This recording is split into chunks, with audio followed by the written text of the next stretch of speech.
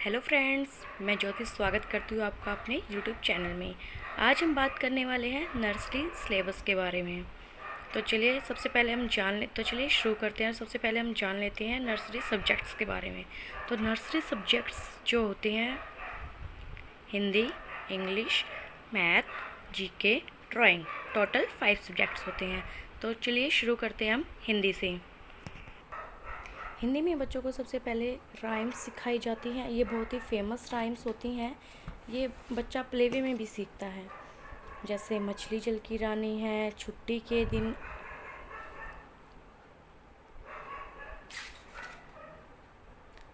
अक्कड़ बक्कड़ बम्बे बो, बैंगन ककड़ी वाला, आलू कचालू वाला, बरखा रानी। ये ऐसी राइम्स होती हैं जो बच्चा प्लेवे में भी सीखता है और कुछ पेरेंट्स उनको घर पे भी प्रैक्टिस कराते हैं। उसके बाद आती है बारी स्टॉक्स ट्रेसिंग, जो बहुत ही ज़रूरी है और उसके ज़रिए ही बच्चा आगे शब्द बनाना सीखता है। तो चलिए आइए देखते हैं कि बच्चों को शब्द बनाना कैसे सिखाएं। सबसे पहले बच्चों को लाइन्स सिखाते हैं। ये स्लीपिंग लाइन, स्लैंडिंग लाइन, उसके बाद ये एरो, कर्व, सर्कल। पहले इन सारी लाइंस की प्रैक्टिस कराई जाती है। उसके बाद बच्चों को क ख ग अ से अनार सिखाया जाता है, अ से अंग तक सिखाया जाता है। लाइंस, जब बच्चे को लाइंस अच्छे से क्लियर हो जाती है तो बच्चा अ से अनार, अ से आम लिखना अच्छे से सीख लेता है और उसको कोई दिक्कत नहीं होती है। बस ज़रूरी होता है कि बच्चों को लाइंस प्रैक्टिस कराना। उसके बाद बच्चों को आइडेंटिफाई कराया जाता है।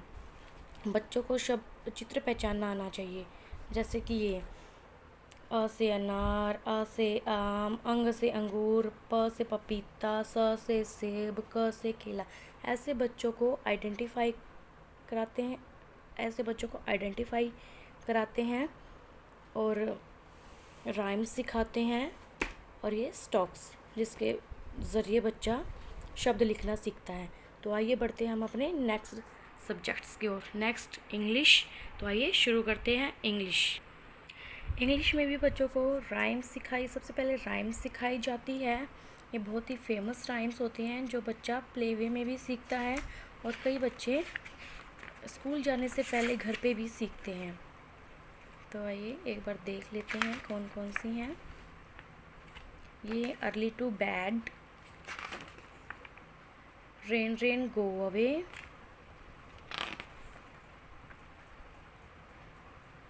Jingle bell, twinkle twinkle little star, Johnny Johnny yes papa. ये कुछ राइम्स होती हैं जो बहुत ही फेमस होती हैं और बच्चों को बहुत इजीली लर्न हो जाती है। उसके बाद बच्चों को पैटर्न सिखाया जाता है। जैसे हिंदी में बच्चों को पैटर्न सिखाते हैं, वैसे ही इंग्लिश में भी बच्चों को सब अल्फ़ाबेट लिखने से पहले पैटर्न सिखाए जाते हैं। ये देखिए, स्टैंडिंग लाइन, स्लीपिंग लाइन।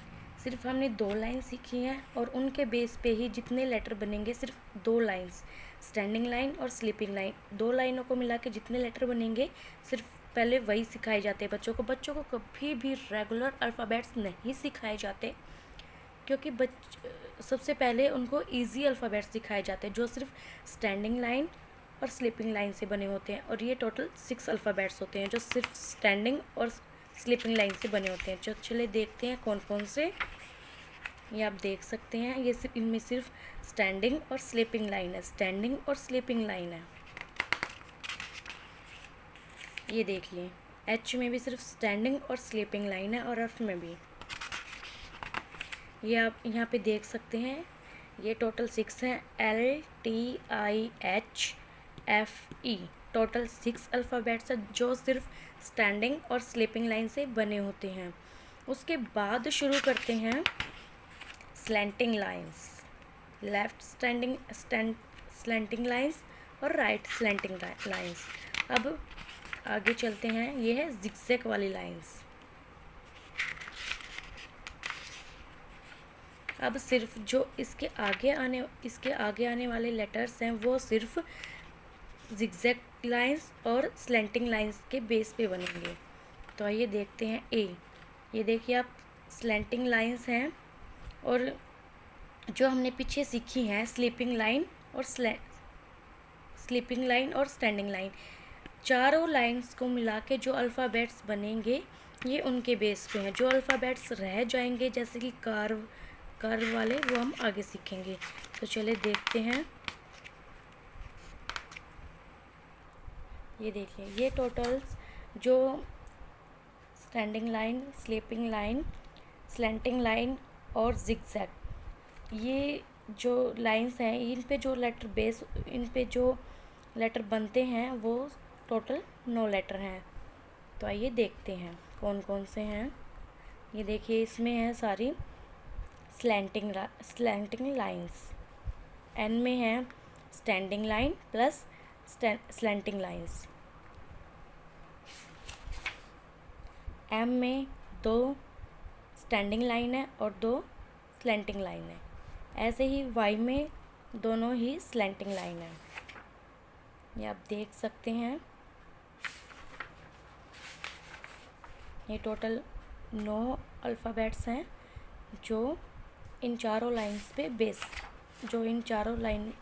से बने हैं।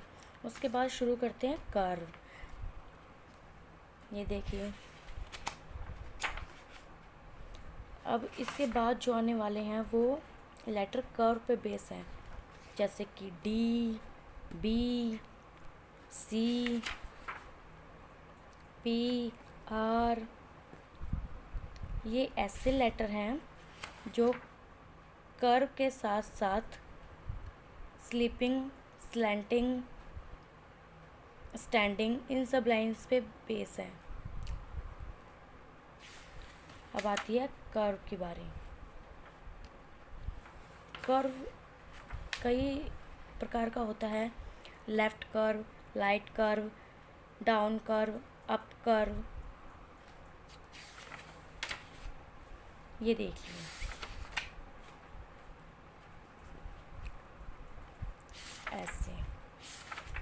ऐसे बच्चों को ट्रेसिंग स्टॉक्स और लाइंस के थ्रू अगर बच्चों को अल्फ़ाबेट सिखाएंगे तो बहुत इजीली सीख जाएगा। और कभी भी बच्चों को स्मॉल लेटर और कैपिटल लेटर और स्मॉल लेटर कभी भी एक साथ नहीं सिखाना चाहिए। सबसे पहले बच्चों को कैपिटल लेटर सिखाना चाहिए, क्योंकि इनमें कर्व बहुत कम होते हैं और स्मॉल लेटर्स में कर्व बहुत ज़्यादा होते हैं, इसलिए बच्चा इजीली नहीं सीख पाता। और अगर हम दोनों को साथ में सिखाएंगे तो बच्चा कंफ्यूज हो जाएगा। तो कोशिश कीजिए पहले आप लाइंस के थ्रू, पैटर्न के थ्रू बच्चों को सिखाएं और कभी भी बच्चों को रेगुलर ABCD नहीं सिखानी। तो इस बातों का आप ध्यान रखें। अब हम बात करते हैं मैथ्स की। तो मैथ्स में भी बच्चों को सबसे पहले स्टॉक्स सिखाए जाते हैं, पैटर्न ट्रेसिंग के थ्रू बच्चों को राइटिंग सिखाई जाती है। मैथ में बच्चा 1 बहुत इजीली बना लेता है। उसने इंग्लिश में भी सीखा होता है, हिंदी में भी सीखा होता है, एकदम स्टैंडिंग लाइन के जैसे बनता है, तो बच्चा 1 बहुत इजीली बना लेता है। मैथ्स में भी हम ट्रेसिंग के थ्रू ही बच्चों को लिखना सिखाएंगे। ये देखिए, ऐसे सब पहले छोटा सा कर्व, फिर थोड़ा बड़ा, फिर उसके बाद एक स्टैंडिंग लाइन बन गया हमारा 2। वो भी ट्रेसिंग के थ्रू हम बच्चों को प्रैक्टिस कराएंगे। उसके बाद हमारी कुछ एक्टिविटीज़ आती हैं बच्चों की, जैसे यहाँ पे है count and circle the number. यहाँ पे बच्चों की कुछ वर्कशीट्स हैं, ये आप घर पे भी बना सकते हो। ये देखिए, अगर बच्चे को क्लियर होगा तो वो ये इजीली कर पाएगा। और यहाँ पे है count and right the number. यहाँ पे अगर बच्चों को काउंटिंग 10 तक अच्छे से क्लियर हो गई है तो वो इजीली, अगर बच्चों को पहले कॉन्सेप्ट क्लियर है तो वो बच्चा इजीली ये कर पाएगा। तो नेक्स्ट ये कुछ और एक्टिविटीज़ हैं। राइट द मिसिंग नंबर, ये 5 तक है। अगर बच्चों को 5 तक काउंटिंग अच्छे से आती है तो ये बच्चा इजीली कर पाएगा। ये देखिए, ये एक और एक्टिविटी है। ये ऐसी वर्कशीट आप घर पे भी बना सकते हो। ये देख लीजिए, सिक्स को हमने पहले सीधा सीधा नहीं बनाया है, पहले हमें उसको पार्ट्स में डिवाइड कर करके फिर कंप्लीट 6 बनाया, उसके बाद ट्रेसिंग पे प्रैक्टिस कराई है।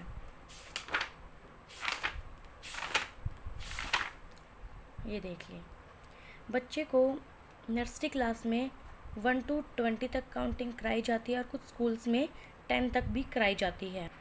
इसके बाद आता है कॉन्सेप्ट। देखिए, बच्चों को कई प्ले स्कूल में भी ये सिखाया जाता है कॉन्सेप्ट में, जैसे big, small, more, less, heavy, light, full, empty, same, different, tip. फिर बच्चों को एक ये सब कॉन्सेप्ट सिखाए जाते हैं। उसके बाद बच्चों को 2 की टेबल सिखाई जाती है बिल्कुल लास्ट में।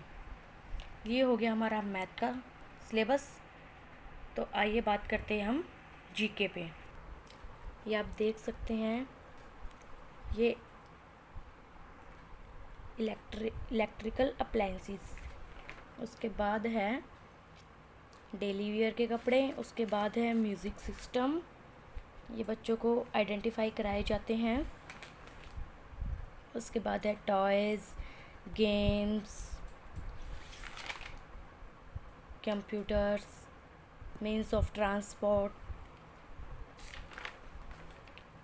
Happy birthday, colours name, place of worship, historical building, in the kitchen, in the bathroom. ये सब चीज़ें बच्चों को आइडेंटिफाई कराई जाती है। ओरल वर्क कराया जाता है, रिटन वर्क नहीं कराया जाता। Parts of body, birds name, animals name, vegetables name, flowers name, fruits name, ये सब 5 कराए जाते हैं और रिटर्न वर्क में नहीं कराए जाते। जीके में नर्सरी क्लास में सिर्फ ओरल वर्क ही होता है। तो आइए बात करते हैं अब हम ड्राइंग, जो बच्चों का फेवरेट सब्जेक्ट्स है। ड्राइंग में बच्चों को पिक्चर ड्रॉ की हुई दी जाती है, सिर्फ उनको कलर करना है और ये बच्चा बड़ा खुश होके करता है। और मैं अपनी बात बताऊं तो मुझे भी ड्राइंग बहुत पसंद है और मुझे भी ड्राइंग करना बहुत पसंद है। तब मैं छोटी थी, तब मैं भी अपना सबसे पहले ड्राइंग का होमवर्क ही करती थी। मैं वेट करती थी पूरी वीक में कि सैटरडे कब आएगा।